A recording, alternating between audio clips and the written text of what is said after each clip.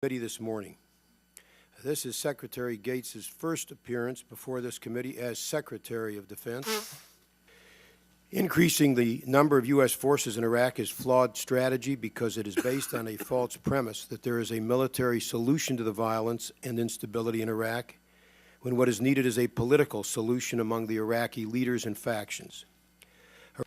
President Bush indicated that the Iraqi government needs, quote, breathing space to make political progress. I believe the opposite is true. The Iraqi leaders don't need breathing space. They must feel real pressure to reach a political settlement.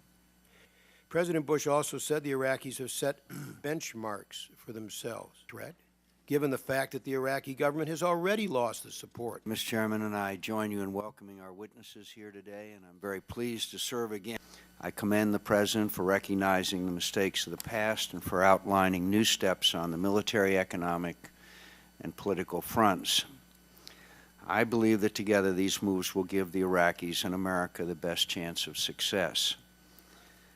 It would be far better to have too many reinforcements in Iraq than to suffer one. Do they not fear Iranian, Saudi, and Turkish involvement in Iraq, a wider regional war, a haven for terrorists, a humanitarian catastrophe? Do they truly believe that we can walk away from Iraq? We were able to walk away from Vietnam.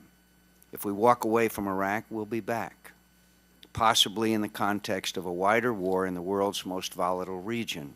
Chairman, Senator McCain, members of the committee, let me say at the outset, this is, I think, a pivot point, the pivot point in Iraq, as the Iraqi government insists on assuming the mantle of leadership in the effort to regain control of its own capital.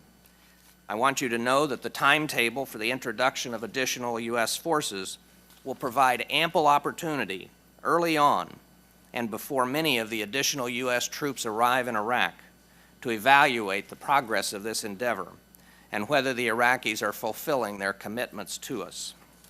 Yes, sir, I'd like to thank you, Senator McCain, and all the members of the committee, as the Secretary has done, for your very strong, bipartisan, sustained support of the military.